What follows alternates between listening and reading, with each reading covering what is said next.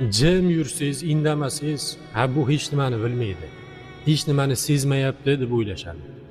Lekin adashishadi. Biz hamma narsani bilamiz. Hamma narsani sezamiz. Shunchaki gapirishni sizga foydasi yo'q. Asl bashariyingizni biz ocha olmaymiz.